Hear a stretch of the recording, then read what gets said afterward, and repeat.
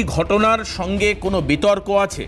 এই দুটো ঘটনাকে কি বড় করে দেখানো হচ্ছে, নাকি অত্যন্ত কাকতালীয় দুটো বিষয় যেখানে ত্রুটি বিচ্যুতির জায়গাটা বরঞ্চ কম আছে? আমি জানি না প্রোপাগান্ডা কারা করছে, কি মনে হচ্ছে আপনার?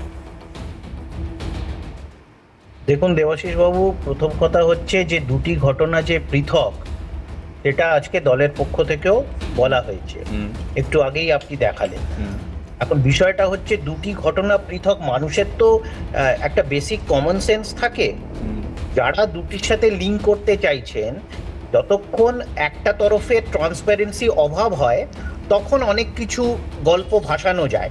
এই ক্ষেত্রে অ্যাটলিস্ট আমি কলকাতা পুলিশের কথা বলতে পারি যে তারা তাদের তরফে কোনো ধোঁয়াশা বা কোনো এরকম হিডেন ফ্যাক্ট রাখেননি। তারা যা যা ফুটেজ আছে, সিসিটিভি ফুটেজ আছে, সেটা প্রকাশ করে দিয়েছে। এখন মানুষ বিচার করবে, সংবাদ মাধ্যম বিচার করবে। না কিষাণুদা, শুধু সিসিটিভি নয়, কিষাণুদা শুধু সিসিটিভি নয়, কিছুক্ষণ আগে লালবাজারের তরফে প্রেস কনফারেন্সও করা হয়েছে, একাধিক ফুটেজ দেখানো হয়েছে।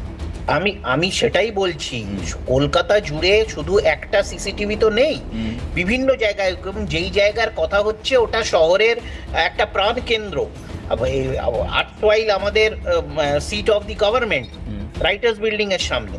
তো সুতরাং এই বিষয়টার মধ্যে ধোঁয়াশা বা এই ধোঁয়াশার মাধ্যমে যারা খোলা জলে মাছ ধরতে চাইছেন, এটাকে নিয়ে মানে যাদের কাছে পলিটিক্যাল ইস্যু নেই, নতুন করে ইস্যু করতে চাইছেন, তারা আজকে এক্সপোজ হয়ে গেছেন। বা তাদের যারা বন্ধু, তাদের যারা জোট সঙ্গী, কেউ রাজনৈতিক, কেউ অরাজনৈতিক, কেউ মিডিয়া বা মিডিয়ার বাইরে, তারাও এক্সপোজ হয়ে গেছে। প্রত্যেকটি বিষয় পুঙ্খানুপুঙ্খানুভাবে legally with proof, with documentation পুলিশের পক্ষ থেকে রাখা হয়েছে। তাহলে একটু আগে কিষাণুদা বলছিলেন যে একটা পক্ষ তারা তাদের বক্তব্য পরিষ্কার করছে না বলে এই প্রোপাগান্ডা বা বিতর্কের জন্ম নিচ্ছে। সেই পক্ষ কারা, যাদের মানে যারা তাদের অবস্থান স্পষ্ট করছেন, যারা জল ঘোলা করছে একটা ঘটনাকে, কারা সকালবেলা ঘটনার পর থেকে এই পুলিশ আটকে দিয়েছে, সেনাবাহিনীকে এই পুলিশ ইন্ডিয়ান আর্মিকে অপমান করেছে, এইসব কারা এই অপটিক্স ক্রিয়েট করতে চেয়েছিলেন প্রথম 4-5 ঘন্টা, কারা এই অপটিক্সটা তৈরি করতে চেয়ে? এটা তো নো ইস্যু, এটা কোনো ইস্যুই নয়। এটাকে টিভিতে না আলোচনা করলে কেউ জানতেও পারতো না। মানে কালকের ঘটনাটা না ঘটলে আজকের ঘটনার কোনো গুরুত্ব ছিল না। না, এটা ইন্ডিপেন্ডেন্ট তো। আজকের ঘটনাটা এমনিতেও আসতো। আজকের ঘটনা যেটা কুণাল বাবু বললেন, যে ওইখানে যদি একটা মুরগি আর ডিমের লরি থাকতো তাও সেটা ইম্পর্টেন্ট হতো, যেহেতু নগরপালের গাড়ি ছিল তার পেছনে। না, আজকে সাংবাদিক সম্মেলনে একটা প্রশ্ন উঠে এসছে যে নগরপালের গাড়ি ছিল বলেই কি ইনিশিয়েটিভ নেওয়া হলো? সেখানে যদি একজন সাধারণ নাগরিকের গাড়ি থাকতো, মানে ধরে নিন আপনি ডিমের লরি বা মাছের লরি থাকতো, তাহলেও কি একই ঘটনা ঘটতো? না, দেখো, এইটা তো আমার মানতে অসুবিধা নেই যে যারা ভিআইপি মুভমেন্ট বলে আমরা একটা শুনে থাকি, ভিআইপি মুভমেন্ট তো ভিআইপিদের বিষয়। হ্যাঁ, যারা ভিআইপি তকমা প্রাপ্ত, তো তাদের জন্য আমরা স্পেশাল মনোনিবেশ করি, মিডিয়াও তাদের খবর দেখায়।